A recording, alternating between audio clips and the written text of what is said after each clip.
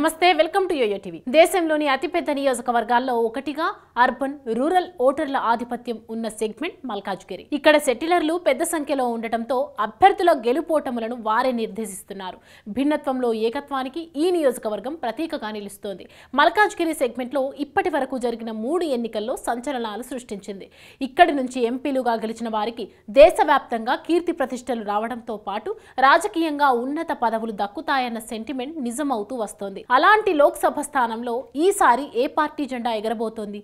మళ్ళీ కాంగ్రెస్ విజయం సాధిస్తుందా లేదా బీజేపీ పాగా వేస్తుందా?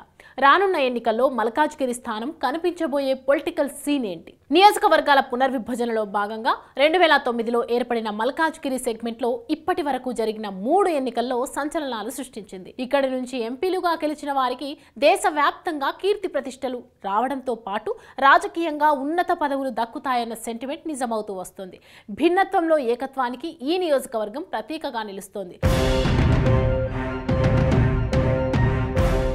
గతంలో మల్కాజ్గిరి ఎంపీలుగా గెలిచిన సత్యనారాయణ, మల్లారెడ్డిలు కేంద్ర రాష్ట్ర మంత్రులుగా అవకాశం దక్కించుకున్నారు. తాజాగా రేవంత్ రెడ్డి ఏకంగా టీపీసీసీ చీఫ్, తెలంగాణ రాష్ట్ర ముఖ్యమంత్రులుగా పగ్గాలు అందుకున్నారు. బీఆర్ఎస్ విషయానికి వస్తే పార్టీ ఆవిర్భవించిన నాటి నుంచి మల్కాజ్గిరి అందని ద్రాక్షగానే ఉంది. 2014-19 ఎన్నికల్లో గులాబీ గాలి బలంగా వీచిన మల్కాజ్గిరిలో కారు గెలవలేకపోయింది. ఈ పార్లమెంటు నియోజకవర్గం పరిధిలో మేడ్చల్, మల్కాజ్గిరి, కుత్బుల్లాపూర్, కూకట్పల్లి, ఉప్పల్, ఎల్బీ నగర్, సికింద్రాబాద్ కంటోన్మెంట్ ఉన్నాయి. 2023 తెలంగాణ అసెంబ్లీ ఎన్నికల్లో మల్కాజ్గిరి పరిధిలోని 7 శాసనసభ స్థానాలను బీఆర్ఎస్ పార్టీ క్లీన్ స్వీప్ చేసింది.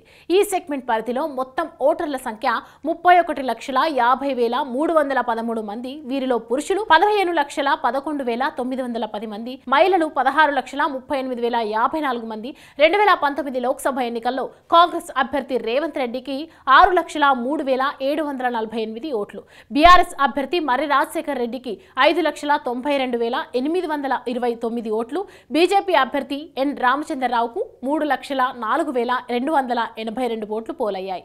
మొత్తంగా కాంగ్రెస్ పార్టీ 10,919 ఓట్ల మెజారిటీతో మల్కాజ్గిరిని కైవసం చేసుకుంది. దాదాపు 10 ఏళ్ల తర్వాత తెలంగాణలో కాంగ్రెస్ పార్టీ అధికారంలోకి వచ్చిన సంగతి తెలిసిందే. దీంతో తన సిట్టింగ్ స్థానాన్ని కాపాడుకునేందుకు హస్తం పార్టీ వ్యూహాత్మకంగా వ్యవహరిస్తోంది. ఇక్కడి నుంచి తొలుత సీఎం రేవంత్ రెడ్డి సోదరుడు తిరుపతి రెడ్డి పోటీ చేస్తారనే ప్రచారం జరిగింది. అయితే తన కుటుంబం నుంచి ఎవరూ ప్రత్యక్ష రాజకీయాల్లో పాలు పంచుకోరని ముఖ్యమంత్రి తేల్చి చెప్పారు. నాగర్ కర్నూల్ బీఆర్ఎస్ నేత, మాజీ ఎమ్మెల్యే మర్రి జనార్దన్ రెడ్డి కాంగ్రెస్ లో చేరేందుకు ఏర్పాట్లు చేసుకుంటూ ఉండటంతో ఆయననే మల్కాజ్గిరి బరిలో నిలుస్తారంటూ ప్రచారం జరుగుతుంది. ఇక్కడ నుంచి ఎవరు బరిలో నిలిచినా విజయం తమదే అన్న ధీమాతో కాంగ్రెస్ పార్టీ ఉంది.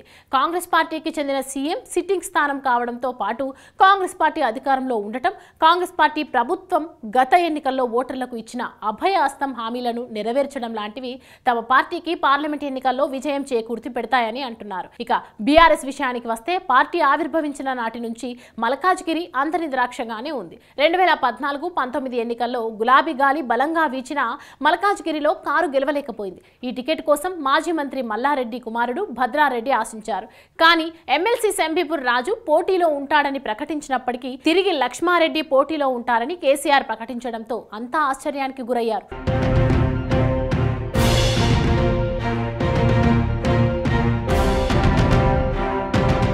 మొదట కేటీఆర్ శంబీపూర్ రాజును పోటీ చేయాలని ఆదేశించిన సామాజిక గణాంకాల ఆధారంగా అభ్యర్థిని మార్చినట్లు తెలుస్తోంది. మల్కాజ్గిరి బీజేపీ అభ్యర్థిగా ఇప్పటికే మాజీ ఎమ్మెల్యే ఈటల రాజేందర్ను ప్రకటించింది. ఆయన ప్రచారాన్ని సైతం నిర్వహిస్తున్నారు. కాంగ్రెస్ నుంచి రెడ్డి సామాజిక వర్గానికి చెందిన అభ్యర్థే పోటీలో ఉంటారని సమాచారం. బీఆర్ఎస్ నుంచి బీసీ అభ్యర్థిని పోటీలో నిలిపితే కాంగ్రెస్ పార్టీకి మేలు చేకూరుతుందనే ఉద్దేశంతోనే ఎమ్మెల్సీ శంబీపూర్ రాజును మార్చి ఉప్పల్కు చెందిన ఓసీ వర్గానికి చెందిన రాకిడి లక్ష్మారెడ్డి ఎంపిక చేసినట్లు తెలుస్తోంది. అలాగే ఇటీవల ఎన్నికల్లో అన్ని నియోజకవర్గాల్లో తమ పార్టీ గెలుపు వంటి అంశాలను లక్ష్మారెడ్డి గెలుపుకు ప్లస్ అవుతాయని చెప్తున్నారు. మరోవైపు బీజేపీ సైతం అత్యంత వ్యూహాత్మకంగా పావులు కదిపింది. సీనియర్ నేత, మాజీ మంత్రి ఈటల రాజేందర్ను మల్కాజ్గిరి అభ్యర్థిగా కమలనాథులు ప్రకటించారు. మల్కాజ్గిరిలో ఉత్తరాది రాష్ట్రాలకు చెందిన ప్రజలు ఉపాధి కోసం వచ్చి నివాసం ఉంటున్నారు. పూర్తిగా నగర జనాభాతో పాటు మినీ ఇండియాగా ఈ నియోజకవర్గం గుర్తింపు పొందింది. ఉత్తరాది రాష్ట్రాల ఓటర్ల బలం బీజేపీ కేడర్ తమ పార్టీకి విజయం చేకూరుస్తాయని ఈటెల భావిస్తున్నారు. బీసీ అభ్యర్థి నినాదం మోడీని మూడోసారి ప్రధానమంత్రిని చేయాలని కోరుతూ బీజేపీ నేతలు ప్రచారం సాగిస్తున్నారు. మల్కాజ్గిరి పార్లమెంటు బరిలో 3 పార్టీలు బలమైన అభ్యర్థులను నిలిపి విజయం కోసం ఎవరికి వారు శ్రమిస్తున్నారు. మల్కాజ్గిరి తిముక పోరులో ఎవరు విజయం సాధిస్తారు అనేది పార్లమెంట్ ఎన్నికల ఫలితాల వరకు వేచి చూడాల్సిందే.